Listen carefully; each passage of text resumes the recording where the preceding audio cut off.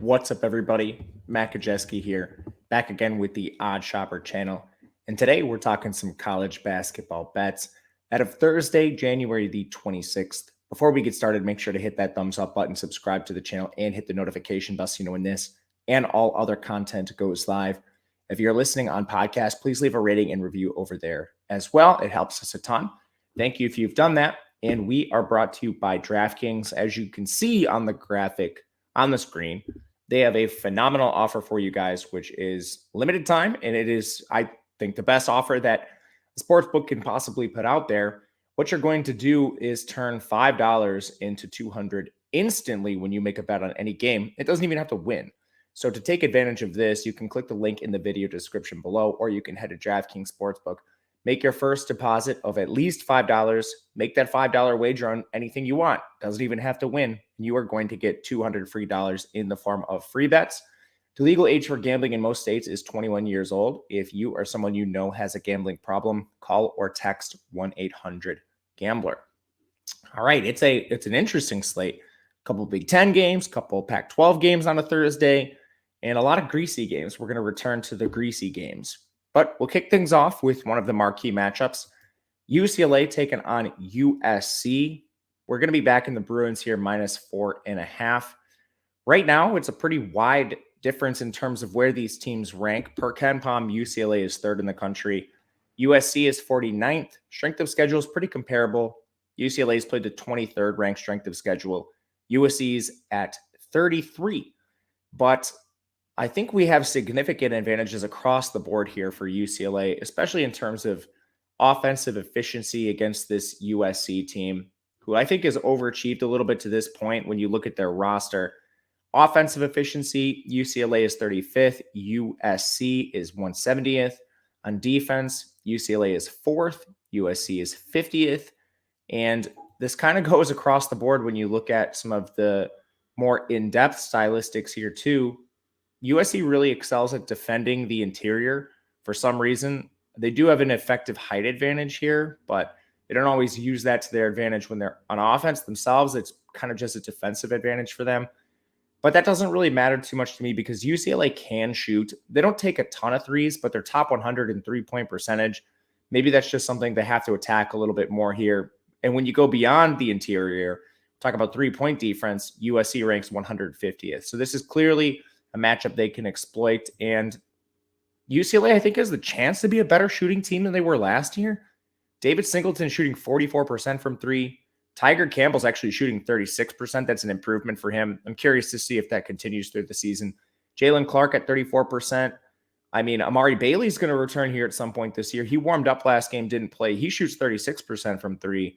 This is a better shooting team on paper, at least this point in the year. Some small sample size, yes, but I mean, I'll take 44% shooter from Singleton to take advantage of USC's defense.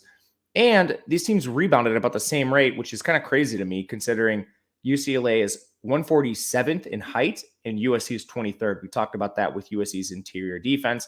And last thing here that really works in their favor, UCLA does not turn the ball over and they generate a ton of turnovers. They're top 10 in turnovers forced. USC is outside the top 250 in turnovers committed. That is awful. This team does not take care of the ball, and UCLA generates turnovers at an elevated rate. So all this to say, we'll be back in the Bruins -4.5. Have not seen a lot of line movement here, so wouldn't be too worried about getting this. Oh, and one last thing. This is just an interesting point. UCLA coming off the loss. They just lost to Arizona, 52-58. But shot quality, which measures every single shot taken on the floor, actually had UCLA as the rightful winner. So I was in the Arizona backer, fortunate that I got lucky, but this is another buy low spot on UCLA, the team with 3 losses, and they haven't lost by double digits all year. It's a great team. All right, we promised to get a little greasy here, and we are going to do just that. Was actually tipped off to this game by a friend, dug in, and liked it even more. It's UW-Milwaukee taking on Wright State. There's a rematch from earlier this year. Wright State won 78-74 in overtime. It was one of UW-Milwaukee's worst shooting performances on the year. They were 40% from 2, which is horrific. This team is actually pretty good at shooting, which we'll get to, but we're going to take the buy low spot here on UW-Milwaukee. I don't have a lot of advice on when to take this. This was +4, and then it went to +5. Now it's back to +4.5. It's bouncing all over the place, so I'm not sure where it's going to land. But all this to say, I'm comfortable with the current number. Most of these teams is pretty healthy right now. Both teams, good health. The one question I have is UW-Milwaukee's Jalen Johnson didn't play. He's just a bench guy, so I don't think that matters. And try searching Jalen Johnson on Twitter, as certain underachieving college players now in the NBA, and people like to tweet about him. All this to say, both teams are pretty healthy. And you look at this, UW-Milwaukee, 210th in the country. Wright State is 226th. UW-Milwaukee has the advantage in strength of schedule. Wright State has only played one team in the top 120. That was Akron. They got blown out. Akron's at 119th. Milwaukee's played Purdue and Iowa State. They lost both those games predictably, but I was really interested to see Milwaukee come in as such a big underdog. They are leading the horizon right now with an 8-2 conference record. Wright State is 4-6.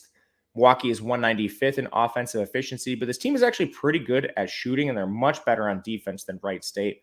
Defensive efficiency, UW-Milwaukee, 139th, Wright State, 207th. And to kind of dive into this a little bit, UW-Milwaukee scores pretty well from the interior. They're 143. Wright State is 281 defending that, which makes that weird shooting percentage UW-Milwaukee had in the first matchup even more volatile. Do not think that sticks here. And this UW-Milwaukee team is pretty good at shooting threes. They take a lot of them. 111th in three-point attempts per game, 52nd in three-point percentage, and Wright State is 247th at defending the three. You can even look at rebounding. Milwaukee 55th, Wright State 145th. The only area where Wright State has an advantage is turnovers created. They rank 118th, and UW-Milwaukee, I got to say, they're terrible at taking care of the ball. They're 347th in turnovers committed. Like, this is almost a bottom 10 unit in turnovers on offense committed in the country. So they definitely got to take care of the ball. But if they do that, they have a shooting advantage, a rebounding advantage, really advantages across the board here. And Wright State's another one of these teams where their defensive efficiency is propped up by turnovers. In terms of just half-court shooting defense, this team is awful. So we'll back UW-Milwaukee plus 4.5. And we'll continue with the greasy theme here. Take a total. San Diego is facing Pepperdine. It's already pretty juicy at 161, but we're going to go over that. I think this number's fine. I would not be trying to go too much more. I'd probably stop at 162, 163. But to be simple, these teams both play really fast, and Pepperdine is one of the fastest teams in the country. Just on average, teams play at about 70 possessions per game. That would be league average. Pepperdine is at 76.4. That is way above average. San Diego is at 72.4, also pretty far above average here, which should give a good pace in this game. San Diego is 60th in offensive efficiency. This team is good at scoring, and Pepperdine can actually score a little bit themselves. They're inside the top 70 in three-point percentage, so they can shoot from beyond the arc, and both these teams are horrible on defense. San Diego is 345th in overall defense. Pepperdine is 271. You go back and just, this isn't something I generally recommend for handicapping, but just for the sake of evidence, look at the amount of points these teams have allowed, even in conference play. Pepperdine has given up at least 70 points in every game since December 10th. This team hemorrhages points. San Diego's given up 70 points in 8 of their last 10 games, and you can expand the sample, and it gets even more egregious from there. And I think they're giving up so many points, one, because they play so fast, and two, they just cannot play any sort of defense. So over 161, it's kind of both of these factors meshing together. Two fast teams, two awful defenses, two teams that are pretty good at shooting too. So we'll go over 161 to close it out. All right.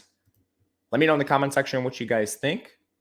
And hit the thumbs up button, subscribe on the way out. If you'd like to follow me, I'm at Matt_Kajeski on Twitter. We'll be back for tomorrow's Friday slate, and we'll talk Saturday as well. The only day off, I believe, is Sunday right now in the current schedule. So check out all those videos. Otherwise, we'll see you guys again later, and good luck.